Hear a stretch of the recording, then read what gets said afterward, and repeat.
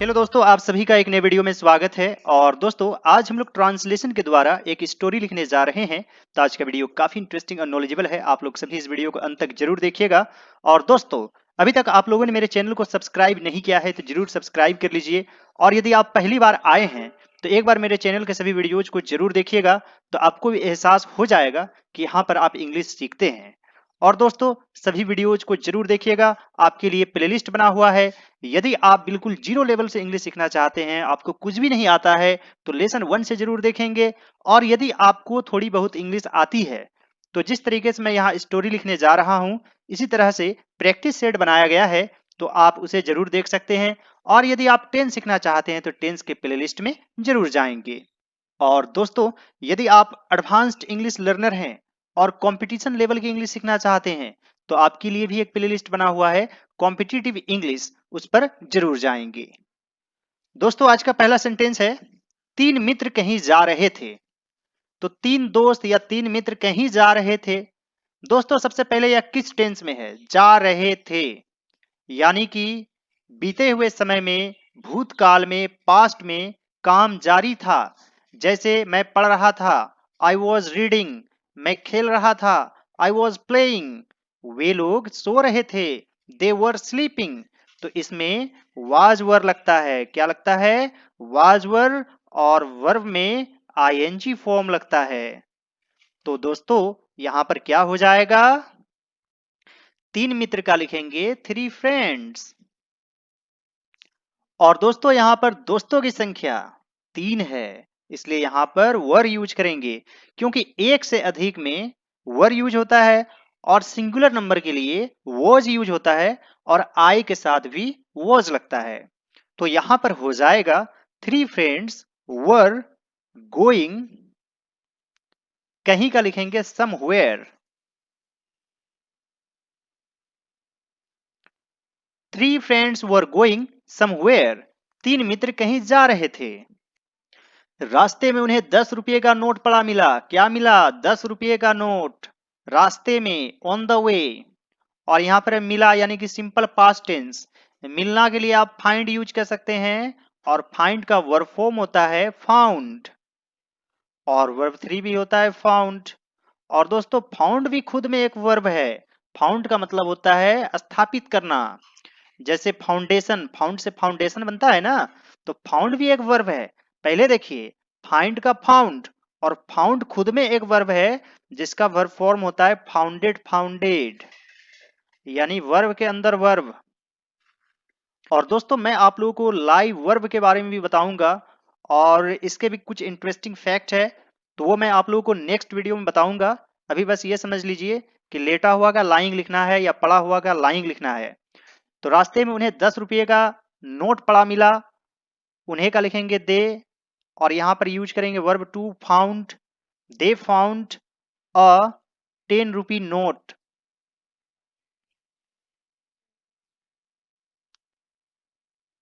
रास्ते में पड़ा मिला, लाइंग ऑन द रोड।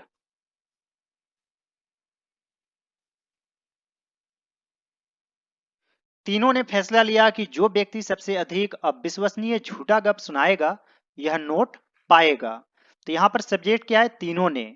इसे इंग्लिश में क्या लिख सकते हैं? The three of them. The three of them. और दोस्तों, यदि दोनों रहता है या फिर वे दोनों रहता है, तो इसे इंग्लिश में लिखा जाता है बोथ ऑफ देम। क्या लिखते हैं? Both of them. और दोस्तों, यदि काउंटिंग रहेगा कि दोनों ने, तीनों ने, पांचों ने, तो द 5 ऑफ देम लिख सकते हैं, या द 5 भी सिर्फ लिख सकते हैं। यहाँ पर द 3 पर्सन्स भी लिख सकते हैं, द 3 फ्रेंड्स भी लिख सकते हैं, और द 3 ऑफ देम भी लिख सकते हैं। यहाँ पर द इसलिए लगाया गया है क्योंकि हम पहले से उन तीनों के बारे में जानते हैं। उसके बाद है दोस्तों फैसला लिया। यह सिंपल पास्ट टेंस में है, तो यहाँ पर लिखेंगे डिसाइडेड, यानी कि वर्ब टू यूज होगा, और की के लिए दैट यूज करेंगे। जो व्यक्ति सबसे अधिक अविश्वसनीय झूठा गप सुनाएगा, जो के लिए द यूज करेंगे। द पर्सन, यानी कि जो व्यक्ति सबसे अधिक अविश्वसनीय झूठा गप सुनाएगा, यहां पर हु यूज करेंगे। The person who. और यहां पर विल की जगह वुड यूज करेंगे, क्योंकि यहां पर डिसाइडेड है, यदि दैट के पहले पास्ट फॉर्म रहता है तो दैट के बाद भी जो है पास्ट फॉर्म यूज होता है, तो विल का पास्ट फॉर्म वुड होता है। उसी तरह यदि कैन होता तो यहां पर कुड यूज होता। The person who would tell the most incredible यानी अविश्वसनीय, अनबिलीवेबल भी आप लिख सकते हैं। इनक्रेडिबल इंडिया आप सुने होंगे, अविश्वसनीय भारत। और यहां पर गप का गॉसिप लिखेंगे या गॉसिप्स भी लिख सकते हैं। The three of them decided that the person who would tell the most incredible gossips would get this note.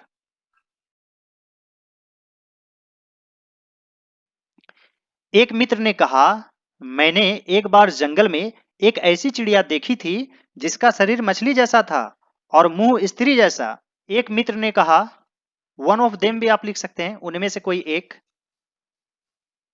या फिर अ फ्रेंड भी लिख सकते हैं। सेड, मैंने एक बार जंगल में एक ऐसी चिड़िया देखी थी। आई हैड सीन, या फिर आई सॉ भी लिख सकते हैं और पास्ट परफेक्ट टेंस भी बना सकते हैं, क्योंकि ये लाइन थोड़ा लंबा है और बहुत सारे सेंटेंसेस इसमें मिला जुला है, इसलिए आप हैड भी यूज कर सकते हैं। आई हैड सीन, एक ऐसी चिड़िया देखी, ऐसी का सच लिखेंगे। सच अ बर्ड, जिसका शरीर मछली जैसा था, जिसका के लिए हुज यूज कर सकते हैं या फिर व्हिच भी यूज कर सकते हैं क्योंकि छोटा पक्षी है। Whose body was like a fish, मछली जैसा, और मुंह स्त्री जैसा। And the mouth was like a lady. One of them said, I had seen such a bird whose body was like a fish and the mouth was like a lady. दूसरा आदमी बोला, मैं एक बार एक द्वीप में गया जहां 12 मीटर लंबा आदमी आकाश को कंधे पर रोके खड़ा था। दूसरा बोला यानी कि द अदर सेड।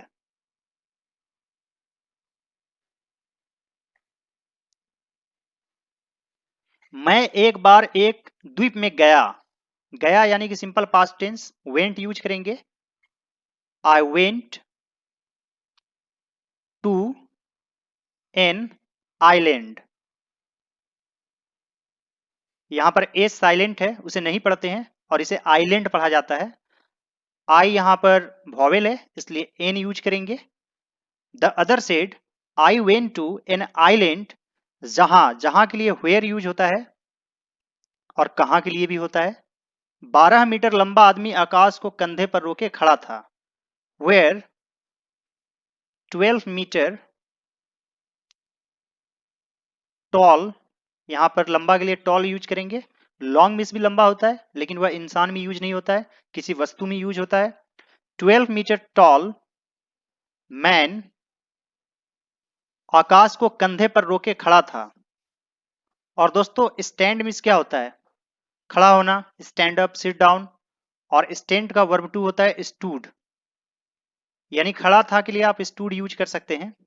तो यहां पर हो जाएगा where 12 metre tall man stood holding, यानी संभाले हुए, द स्काई, आकाश को, अपने कंधे पर, on his shoulders.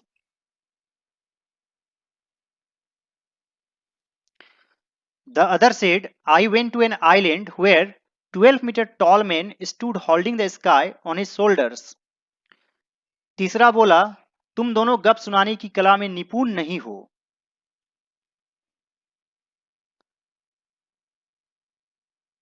The third friend said, you are not adept. adept इन का मतलब होता है किसी काम में निपुण होना, एक्सपीरियंस्ड होना। The third friend said you are not adept in telling gossips. The third friend said you are not adept in telling gossips. गप बिल्कुल ही निराधार होती है।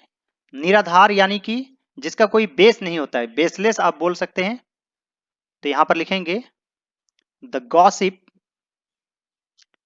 इज, बिल्कुल ही, इसके लिए आप एब्सोल्यूटली यूज कर सकते हैं, और निराधार बेसलेस होती है के लिए इज यहां पर लिख दिया गया है। गप के सिर पैर भी नहीं होते, तो यहां पर लिखेंगे द गॉसिप, और दोस्तों यहां पर हैज यूज कर सकते हैं, यानी गप के पास, इसके बाद नो लिखेंगे, नो हेड एंड टेल। यह एक फ्रेज है, यानी कि सिर पैर एक तरह से कह सकते हैं।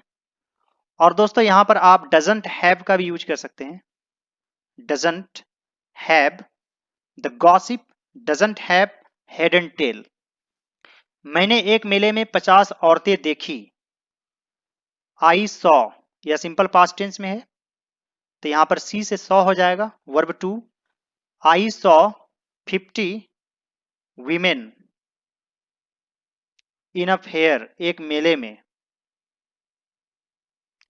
और दोस्तों इसे वीमेन पढ़ते हैं, और ये प्लूरल फॉर्म में है, सिंगुलर में होता है वुमन, इसे तब वुमन पढ़ते हैं। ये एक वचन है, ये बहुवचन है। वे चुपचाप थी और एक दूसरे से बातें नहीं कर रही थी। दे वर साइलेंट, और एक दूसरे से बातें नहीं कर रही थी, तो यहां पर एक कर रही थी, यानी कि यह पास्ट कंटिन्यूअस टेंस में है, वाज वर प्लस वर में आईएनजी फॉर्म।